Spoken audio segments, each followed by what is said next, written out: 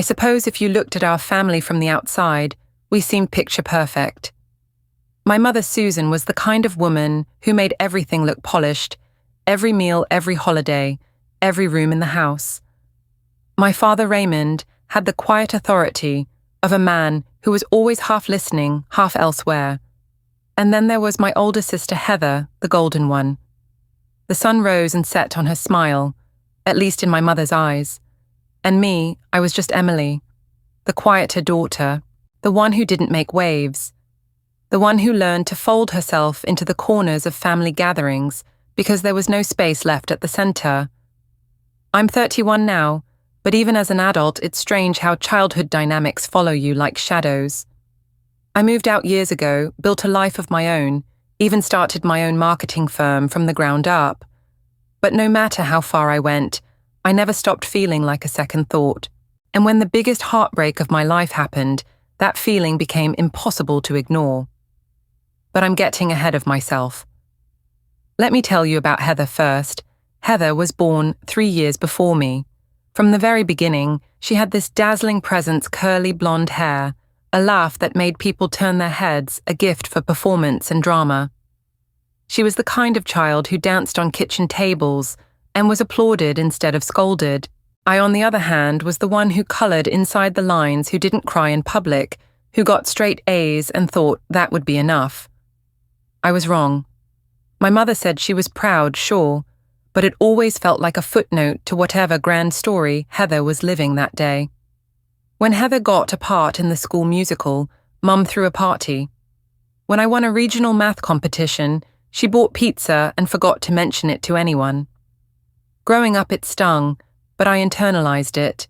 I told myself I was just quieter, that maybe I didn't need the spotlight the way Heather did. But deep down, I was always watching, always waiting to be chosen just once.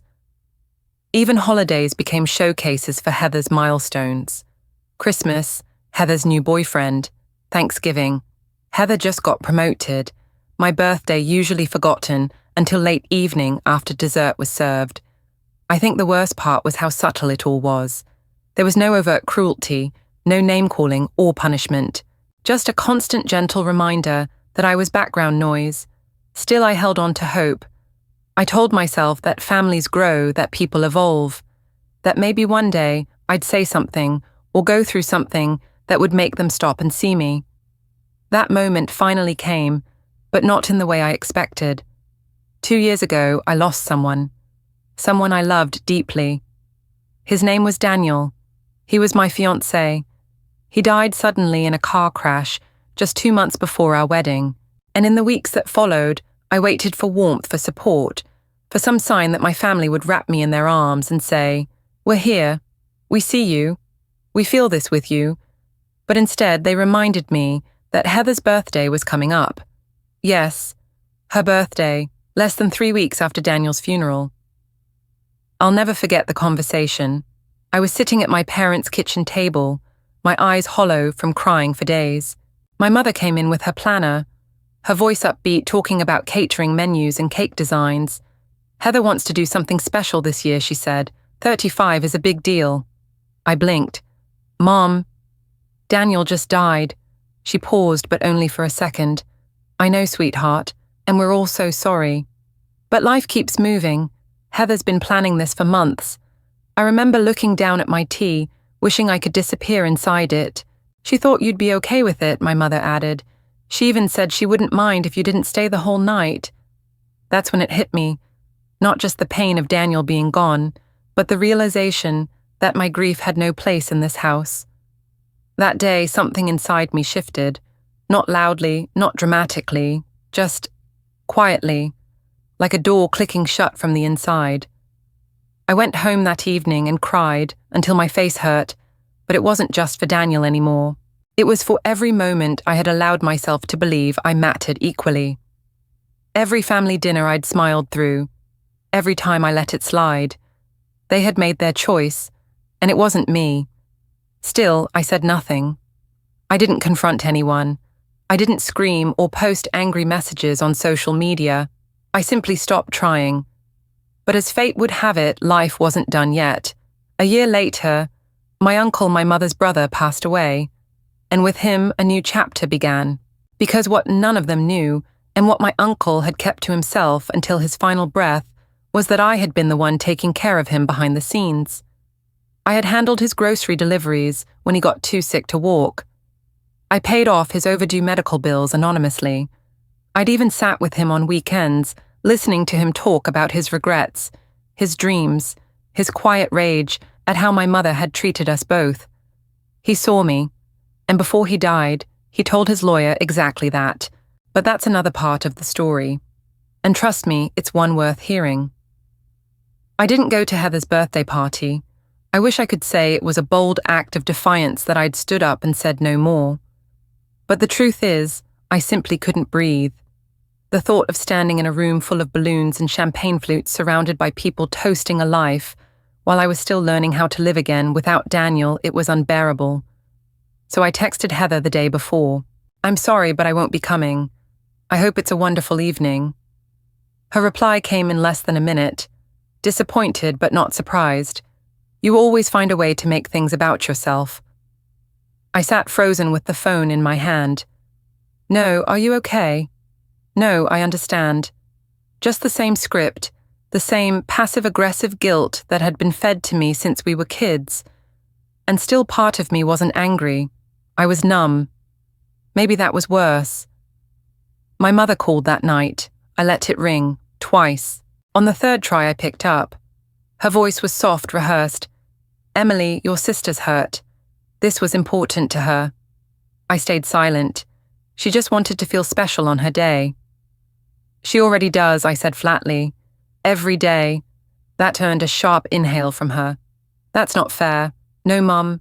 I whispered, "What's not fair is watching my life collapse and being told to smile through someone else's cake cutting." Silence. "Then I just wish you'd try harder." That was the moment.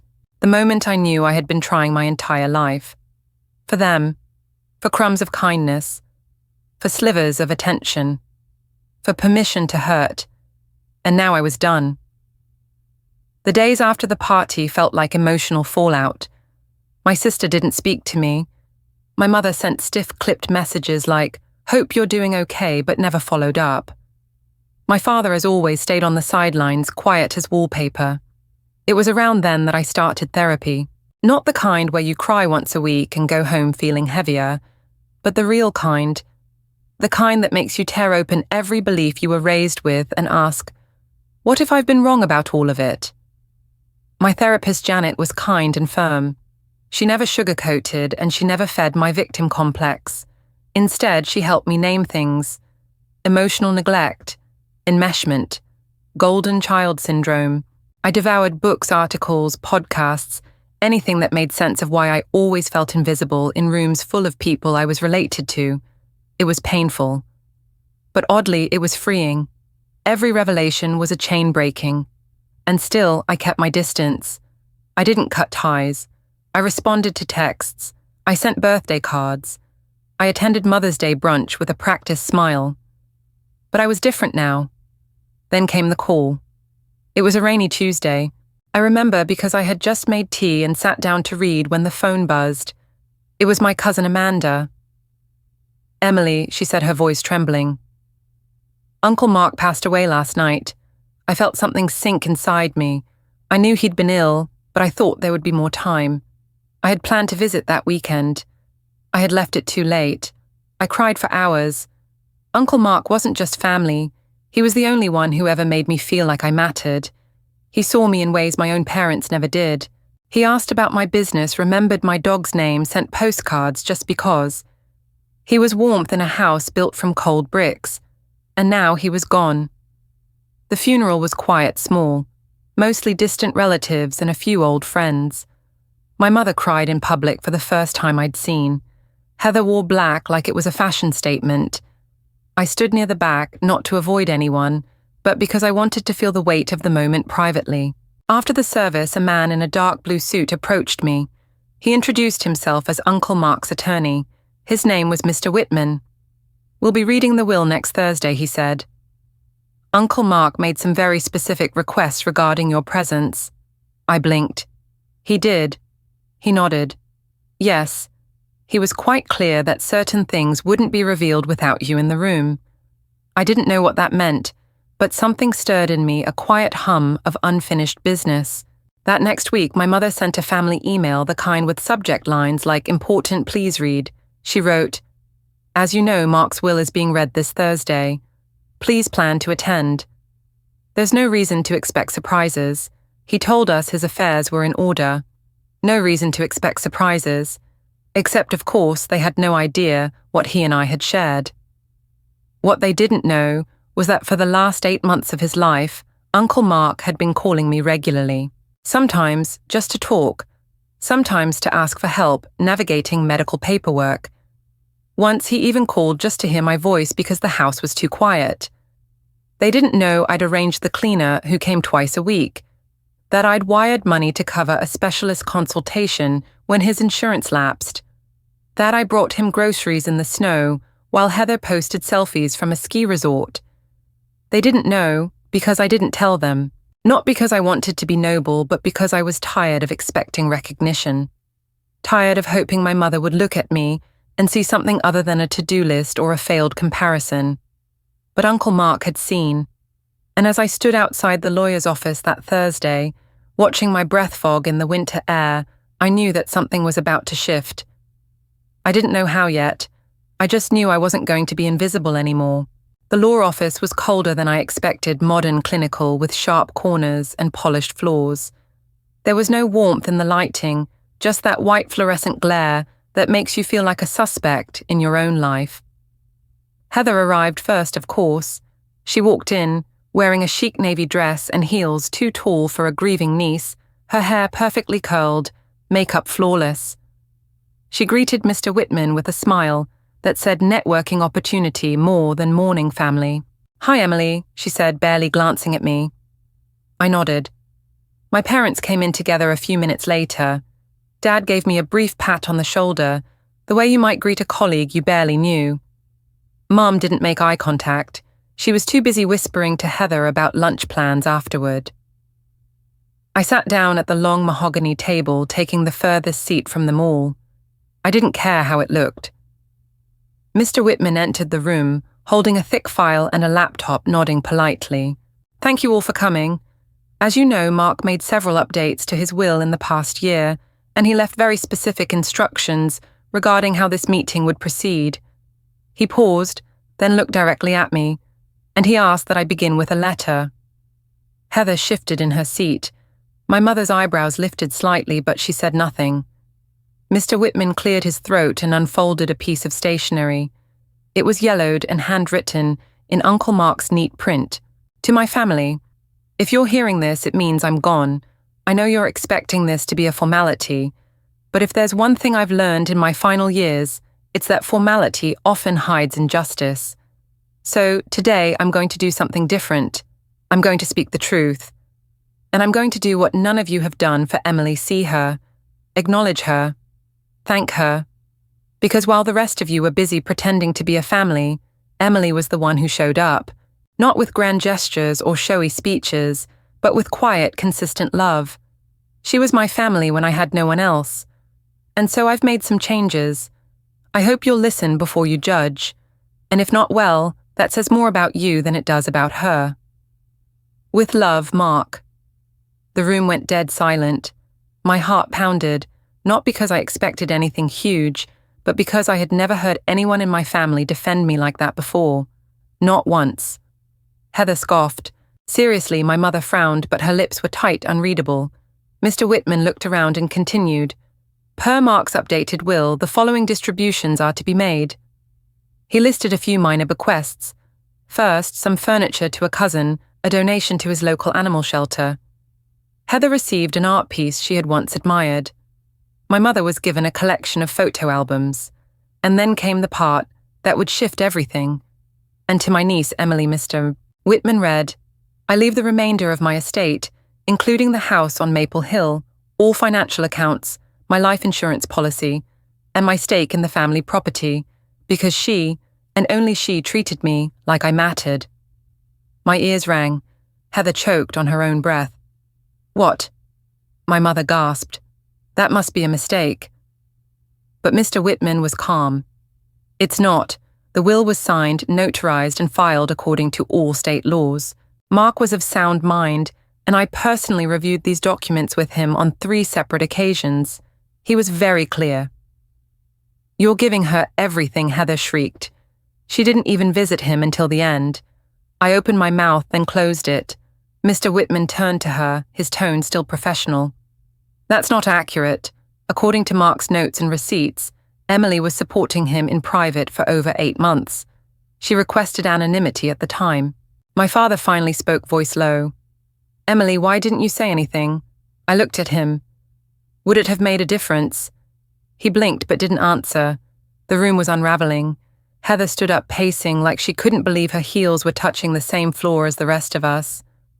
My mother's face was unreadable, no longer composed, but not broken either.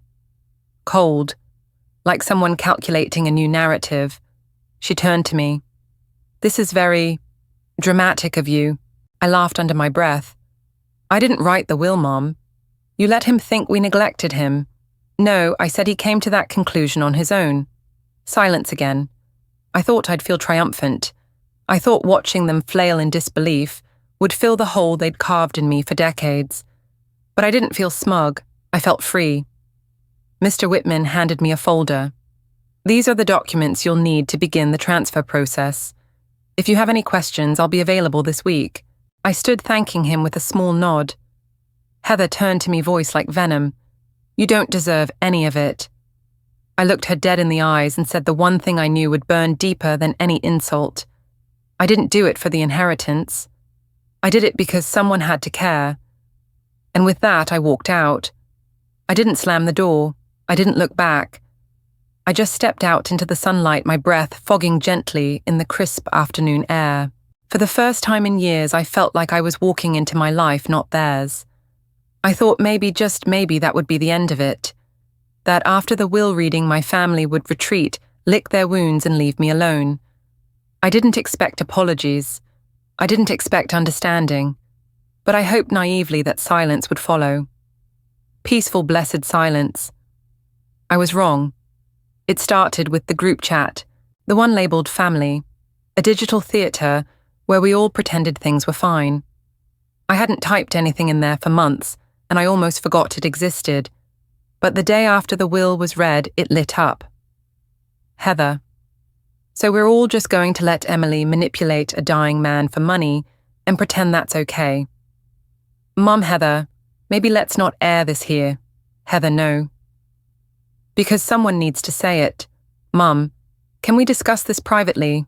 "Dad, let's cool off. This isn't helpful." Then finally me. "Emily, I won't be responding to this anymore.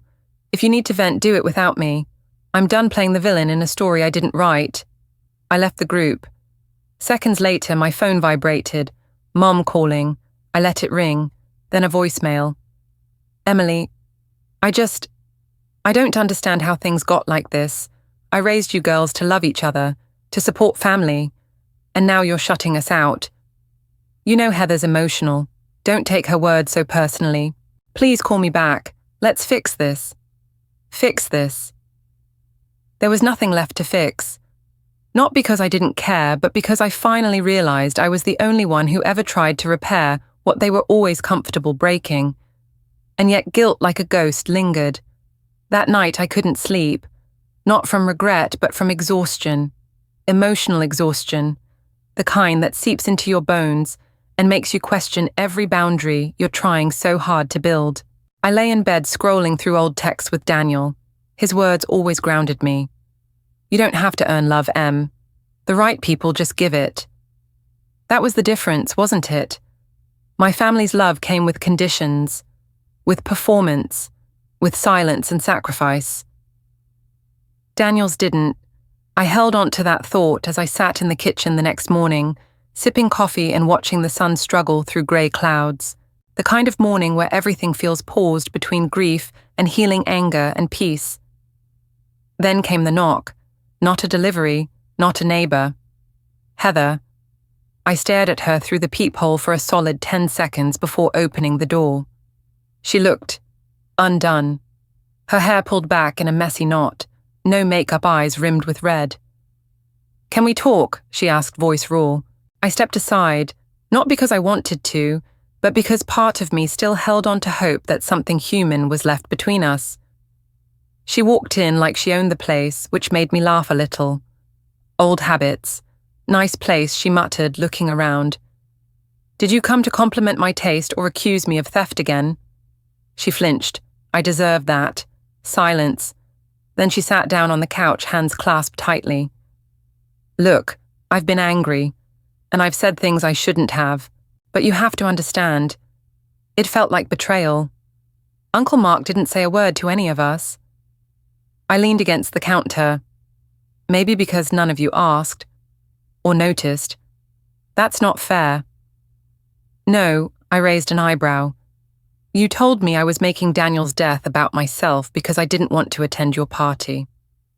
You told me I ruined your birthday." Heather stared down at her hands. "I didn't know how bad it was for you. You didn't want to know." The air was thick with everything unsaid over decades. "Do you know what it's like?" I continued, voice trembling, to sit at a family table where no one asks you how you're doing, where you could be falling apart and all anyone talks about is your sister's new job or hairstyle or vacation plans. Tears filled her eyes. Real ones this time. I always thought you didn't want the attention, that you were just quiet. I was quiet because it was the only space I was allowed to exist in. She swallowed hard. "I'm sorry. It wasn't everything, but it was something." And for a moment, the walls I'd built cracked slightly. But then she said it. "Mom's worried you're going to sell the house." And there it was. The real reason for the visit. I laughed, tired and disappointed. That's what this is about. It's part of it. Of course it is. Because heaven forbid Emily has something of her own. She stood. "That's not fair either." "No, Heather," I said, voice firmer now. "What's not fair is you only showing up when there's something you might lose." She opened her mouth to argue, but I held up a hand. "I'm not saying I'll sell it, but if I do, it'll be because I want to. Not because of guilt, not because Mom's worried about appearances, and definitely not because you came here pretending to apologize." She looked like she might say something else. But instead, she nodded, once then left. No hug, no warmth. Just the quiet click of the door closing behind her. And for the first time in a long time, I didn't feel guilty. I felt clear. Not angry. Not broken. Just aware. Aware that I had spent most of my life being useful to people who didn't know how to love without strings. And maybe I was finally ready to stop. The day after Heather came over, I started making a list. Not a to-do list, not errands, not responsibilities. It was a list of truths, things I'd stopped myself from saying out loud for years. Some were small, some were heavy, but all of them had been sitting quietly at the bottom of my chest, waiting to breathe. I felt invisible every time Mum said, "Heather's just more sensitive." Dad never protected me, not once. I started therapy because I didn't know who I was without their approval. I don't owe anyone forgiveness just because we share a last name. Love doesn't look like silence and self-sacrifice. I wrote until my hand cramped, and then I kept going. That night, I slept better than I had in weeks. It was strange how something as simple as writing the truth could feel like a revolution. And it was a kind of rebellion. A quiet one. I didn't yell. I didn't post cryptic quotes online or make a dramatic scene at dinner. I just started saying no. No to the weekly Sunday brunches where I was always seated at the far end of the table, like an afterthought. No to answering texts from my mother that began with, "Why can't you just..." No to the unspoken rule that Heather's emotions were sacred and mine were inconvenient. At first, they didn't know what to do with my silence. My mother sent long emails full of spiritual guilt things like, "Family is forever," and "You're only hurting yourself by holding on to the past." She included Bible verses and childhood photos like emotional currency. I didn't respond. Heather posted a carefully curated Instagram carousel of our childhood with the caption, "No matter what, I'll always love you." It wasn't about love, it was damage control. I knew the signs. I'd grown up surrounded by performance. They weren't used to me opting out of the act. I'd always been the one who smoothed the rough edges, who played mediator, who kept the peace even when I was bleeding inside. But peace built on silence is just surrender in disguise. So I made a different kind of peace, one that started with not apologizing for existing anymore. I unfollowed Heather. I muted my mother. I removed myself from every digital corner where their noise echoed in my mind, and for the first time in a long time, I started filling that space with me. I repainted the guest room in Uncle Mark's house, my house now a soft, earthy sage green. I donated the dusty china he'd never used and replaced it with simple ceramic bowls I actually liked.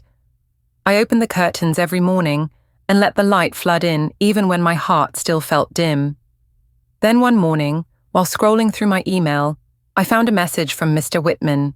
Subject: additional letter. From Mark unopened, for Emily's eyes only. My heart skipped. I opened the attachment and saw his handwriting scanned on the screen, shaky but still deliberate. Dear Emily, if you're reading this, it means you didn't run. That's good. I know what it's like to grow up in a family where love is currency, where you're only valuable when you're useful, agreeable, or invisible. I saw myself in you, that quiet ache, that internal apology you carried everywhere. I didn't speak up when I should have, not for myself and not for you. But I hope this house is a start. Not just a gift, but a line in the sand. A way of saying you mattered, you still do, and you always will. Love, Mark. I cried, not the kind of sobs I used to hide in the shower. This was different. It was a release, a letting go. For every time I had smiled through being overlooked, for every time I excused their cruelty because I was scared of confrontation, for every time I believed I needed to earn love. This letter didn't fix everything, but it was proof. Proof that at least one person had seen me fully and still chosen me. It gave me the courage to do something I never thought I would. I planned a dinner. Not with my family. Not yet.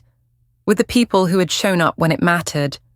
My friend Maya, who brought me soup the week after Daniel died and sat with me without saying a word.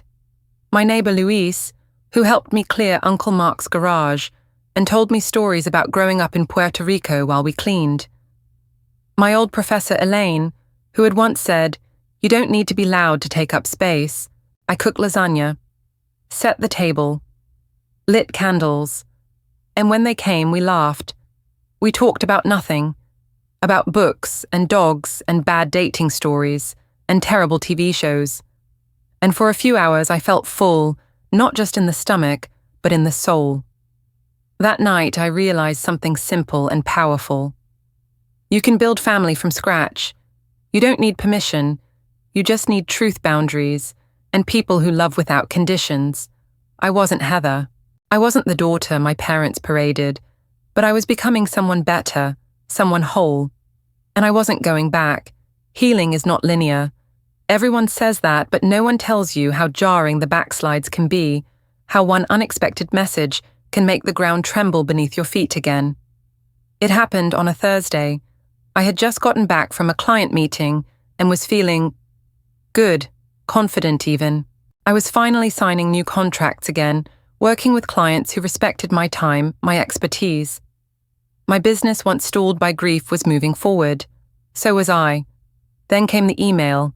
It was from my mother. Subject line: "Please consider this."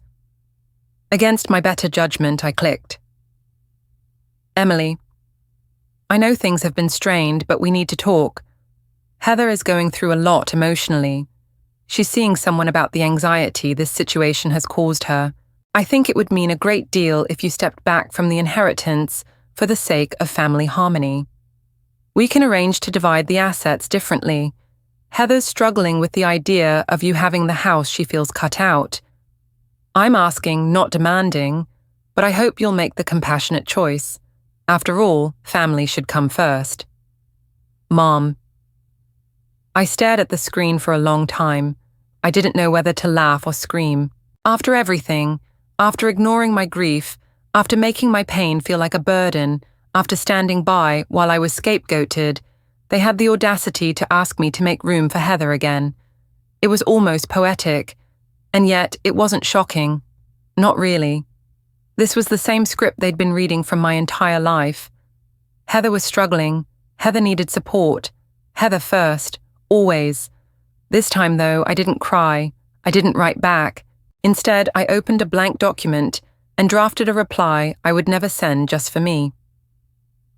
Dear Mom, it is not my job to regulate Heather's emotions. It is not my responsibility to make everyone else comfortable at the cost of my dignity.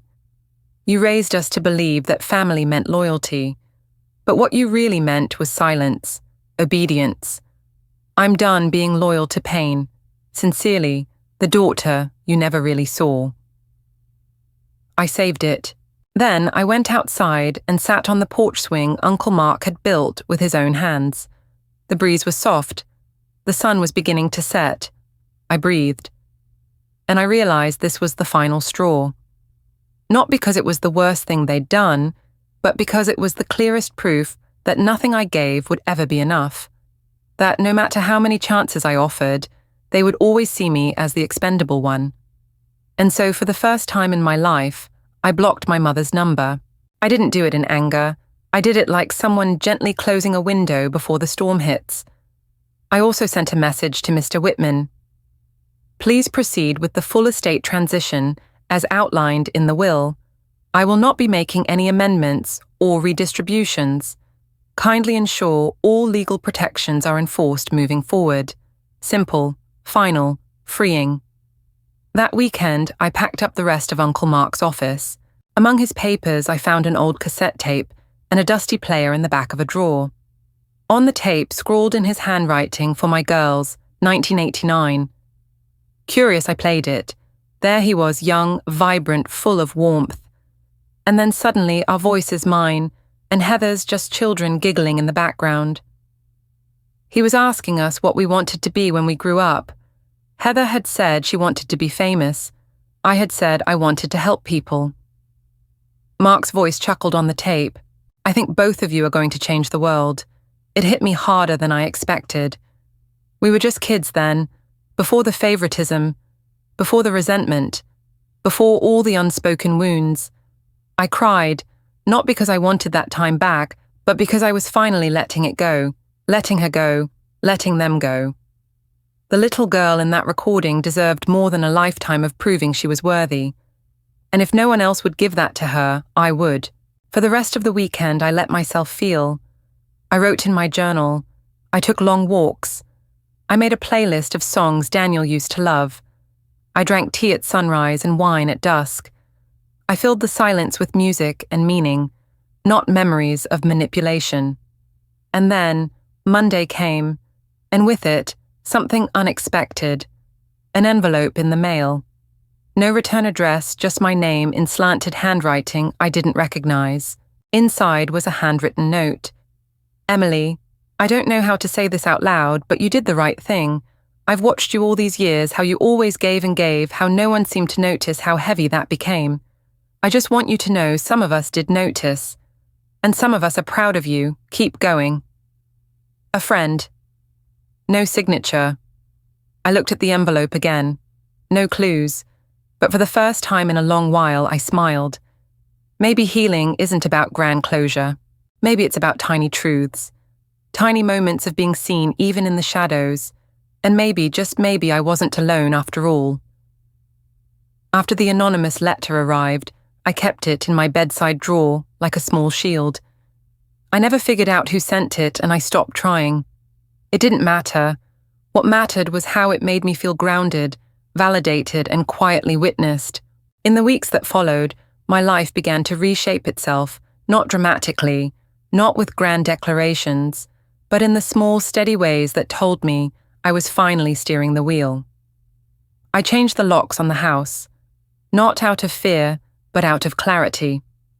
I repainted the front door a soft teal blue, something fresh, something that said, "This is mine now, not a relic of old loyalties." And most of all, I stopped bracing for their reactions. The first big test of that came when the family group chat, which I'd left weeks ago, was suddenly resurrected under a new name, Just Us Girls. The name alone made me roll my eyes. My cousin Rachel had created it. Heather's favorite sidekick. First message naturally came from Heather. Heather, hey Em, hope you're doing okay. Just wanted to let you know Mum's hosting Thanksgiving this year. We're doing a small thing potluck style. You're welcome to bring your famous apple pie. Famous, I hadn't brought apple pie to a family event since 2016. And even then they'd forgotten I'd made it and complimented Heather for buying it. Still, this time was different. I didn't reply. I didn't attend. I didn't even feel guilty. Instead, I hosted my own Thanksgiving. I invited Maya Louisa Lane and a few neighbors I'd gotten to know. We grilled instead of roasting, played card games instead of watching football, and lit a fire pit out back. And you know what? It was the best Thanksgiving I'd ever had. No side eyes, no veiled comments, no being cornered and asked if I'd finally forgiven anyone. Just laughter. Messy human healing laughter. But of course, silence isn't something my family takes well. A few days later, another email arrived, this time from Rachel. Hey, Emily, I think you should know. Heather's really upset. She was hoping Thanksgiving would be a reset. She brought your name up during dinner, said she missed you. Your mum cried. I'm just the messenger, but don't shut everyone out. That's what they're saying you're doing. Shutting everyone out, I wanted to scream, but I didn't. I simply opened my notes app and typed something I needed to remind myself. Removing yourself from harm is not abandonment, it's self-preservation. I turned off notifications for my email. That same week, I also met with Mr. Whitman again. He had sent over the final documents for the estate transfer. Everything Uncle Mark had left me was now legally mine. It was all tidy and official, but before signing, I'd asked him to walk me through setting up a trust, a legacy, not for anyone in my family. For others. I want to create a scholarship, I told him. Something in Uncle Mark's name. For students in caregiving roles. People who look after sick relatives while studying or working. Mr. Whitman smiled in that rare, sincere way you only see in lawyers when they're not billing by the hour. He'd be proud of that. I nodded. It's time someone remembered the quiet ones. Later that night, I stood outside the old shed in the backyard. I had avoided it until now. It still smelled faintly of cedar and dust, and the wooden shelves were stacked with forgotten tools and bits of broken furniture Uncle Mark had meant to fix. I found a small box tucked on the top shelf. Inside were photo negatives, old keys, and a tiny velvet pouch with my name written in faded ink. Inside it, a ring. Gold. Simple. With a single aquamarine stone, my birthstone. And a folded note, I bought this when you were born. Always meant to give it to you on your 30th. I'm sorry I waited. You deserve something beautiful. My throat tightened. I slipped it on. It fit. That was the night I made my final decision. I wasn't just going to inherit this house. I was going to live in it fully. Fill it with life, with real love, not rehearsed affection or guilt-ridden obligation. I would plant a garden, start a community book exchange in the front yard, host small dinners, laugh in the rooms that once held silence, and no one, not my mother, not Heather, not the ghosts of all the years I lost, was going to stop me. I didn't need a family that only knew how to hold me when I was small. I needed people who saw me as I was now standing whole and finally enough. The invitation arrived in the mail, not a text, not an email, an actual envelope, cream-colored gold lettering my full name handwritten in script. You are cordially invited to a celebration of life honoring Raymond and Susan's 40th wedding anniversary. I nearly laughed. I didn't even know they were still together, let alone planning a gala for it.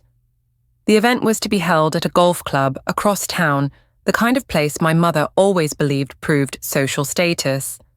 The kind of place where silence was dressed up in wine glasses and false smiles.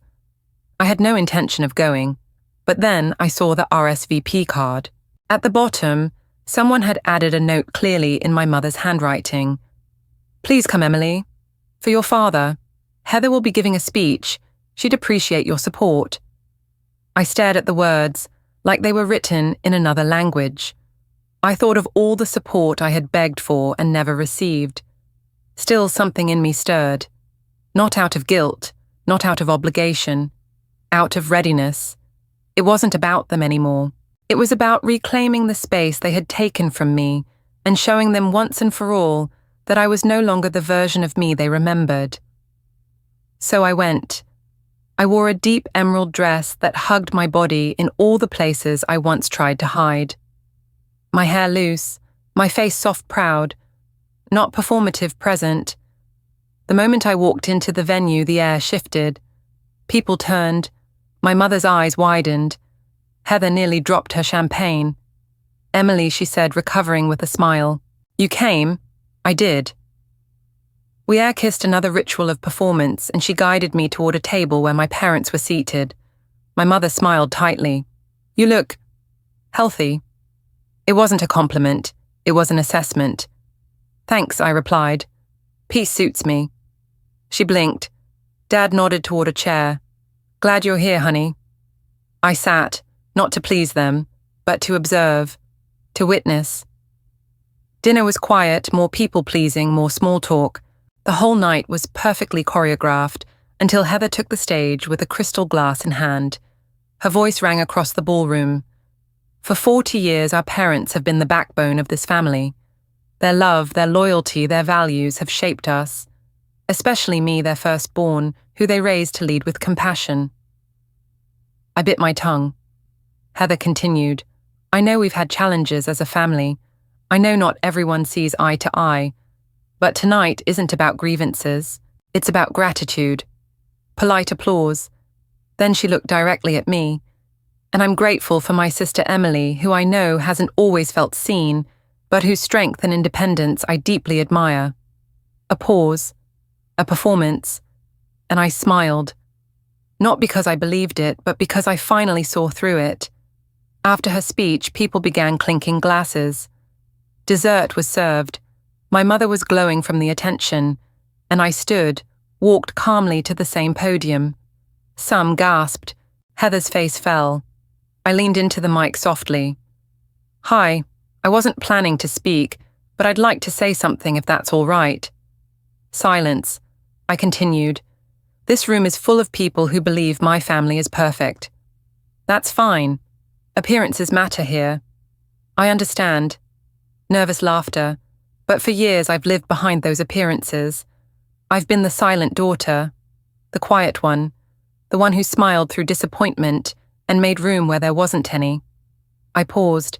"Tonight I'm not asking for space. I'm taking it." Heather shifted in her seat. "I want to thank Uncle Mark. Some of you knew him as a grumpy old man. I knew him as the one person who saw me without needing me to perform." My mother paled. "He left me a home, but more than that, he gave me a chance to step out of a family dynamic that never had space for me. And I took it. Not to spite anyone, but to save myself." I looked at Heather. "You say you admire my strength, but strength isn't built in comfort. It's forged in silence when no one claps and you keep going anyway." My voice didn't shake. "I'm not bitter. I'm not angry. I'm just done. With pretending, with shrinking, with waiting." I stepped down. No applause. Just stunned silence. And I walked out before dessert. Outside, the night was crisp and clear. I looked up at the stars and felt something lift, something old and hollow and heavy. It was done. The last performance. The final act. I had faced them all. Not to seek justice, not to shame them, but to free myself. And I did. I never looked back. The next morning, I woke up to a dozen missed calls. 3 from my mother, 2 from Heather, several from unknown numbers that I could only guess belonged to family friends who'd been at the anniversary dinner. My voicemail was full. I didn't listen to a single one. Instead, I made coffee, poured it into my favorite ceramic mug, the one with a tiny crack at the handle, and stepped out into the yard barefoot. The air smelled like pine and early sun. I stood there wrapped in my robe, watching the world stretch itself awake, and I didn't feel shaken. I felt whole. I had said what needed to be said, not in anger, but in truth, and that was the difference. I hadn't burned the bridge, I had simply walked off it. Still, the ripples came. Later that day, Maya stopped by with lemon scones and a sly smile. "I heard your speech caused quite the scandal," she said, biting into one. Apparently, Heather left early and cried in the car. Rachel posted a quote about boundaries being walls. "And your mum is telling people you're going through a spiritual crisis." I smirked. That's rich coming from the woman who guilt-tripped me into therapy and then ignored every boundary I tried to set. Maya leaned forward, more serious now. "Are you okay?" And I was, not untouched, not unbothered, but okay. "Yes," I said. "For the first time in a long time, I actually am." Later that week, I received a letter, handwritten, no return address again. But this one wasn't anonymous. It was from my father. "Emily, I know I haven't said much. That's part of the problem. I've spent most of your life watching and hoping things would work themselves out. I thought silence was neutrality. I see now that silence can be a kind of betrayal too. You were right to speak. I was proud of you. I just didn't know how to show it without upsetting your mother. That's not an excuse, it's a confession. I'm sorry I wasn't stronger. Love, Dad." I sat on the couch and read it 3 times. The handwriting was shaky but genuine. The words weren't polished or manipulated. They were his. It wasn't everything I'd ever wanted, but it was something, a crack in the wall, and it reminded me that not all healing comes from dramatic revelations. Sometimes it shows up as a soft sentence written by someone who had been quiet too long. I wrote him back. "Thank you. I didn't need you to take sides. I just needed you to stand somewhere real. Emily." I never sent it, but I folded it into the back of my journal, the same one I'd started writing in the night I left Heather's birthday behind. People around town started reaching out too. "Elaine, my old professor left a voicemail. Heard about your speech from a former student who was at the party. Just wanted to say standing in your truth is always the right kind of messy. Proud of you."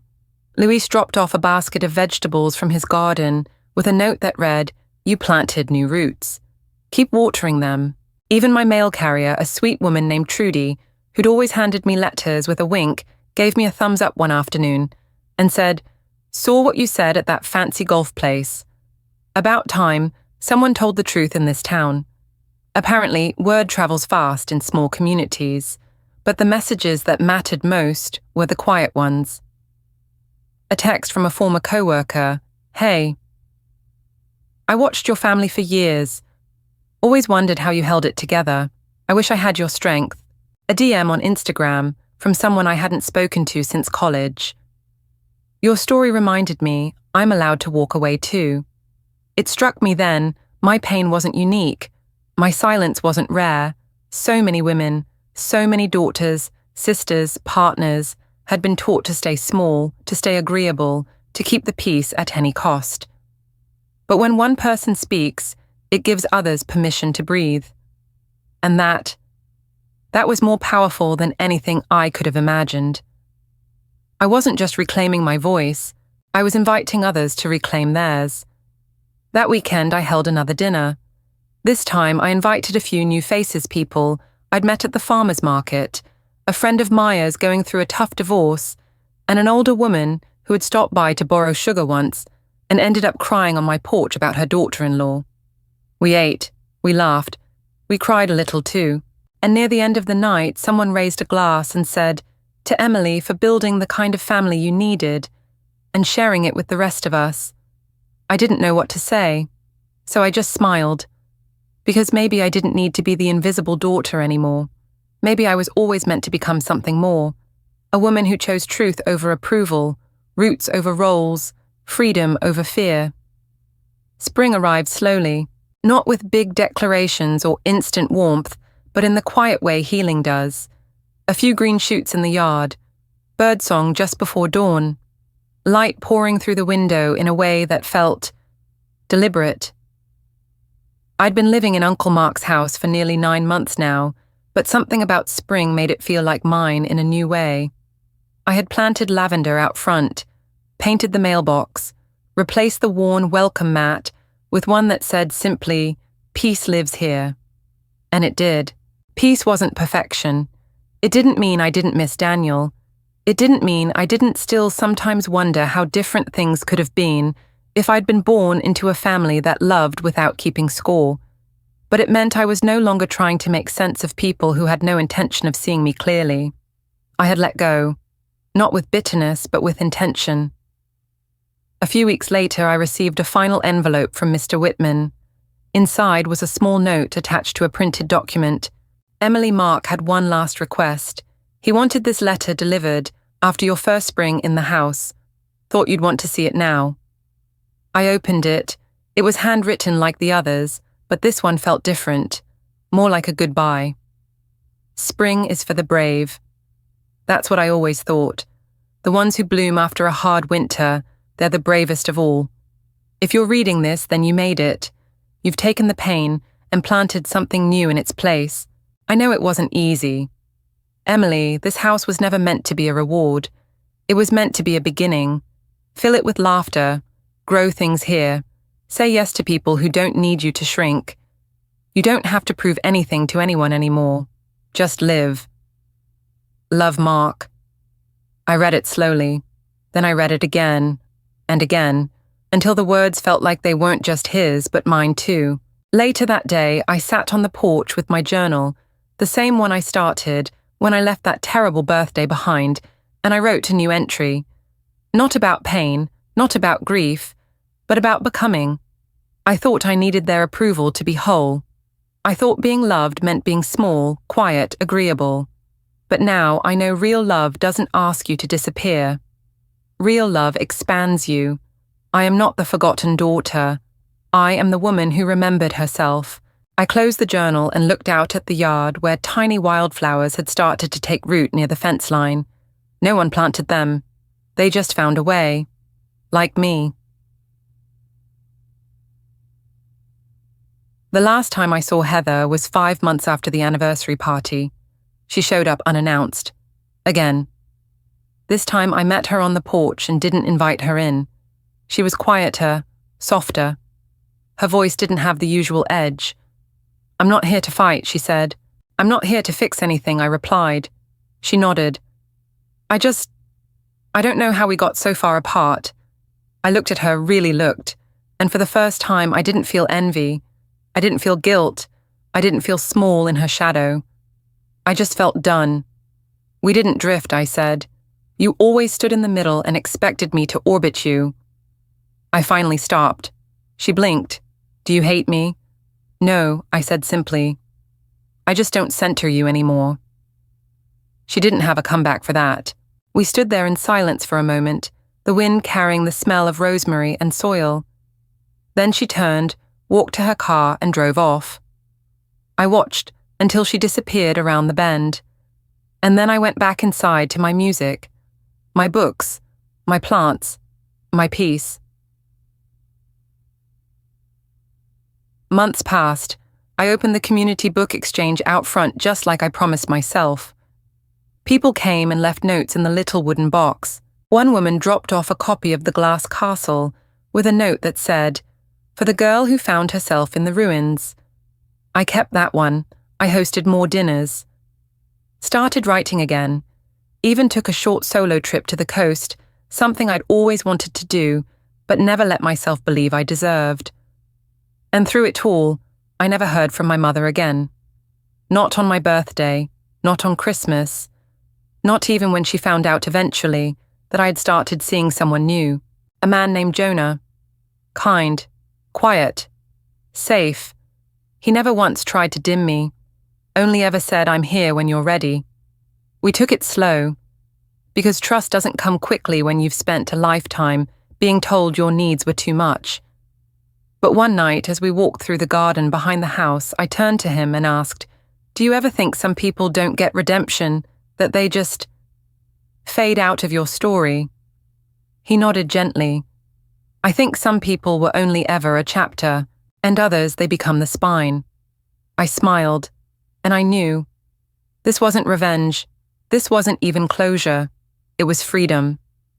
I was once the daughter no one clapped for. The woman who grieved quietly in the back row. The sister who was always second place. But now I am the one who turned absence into strength.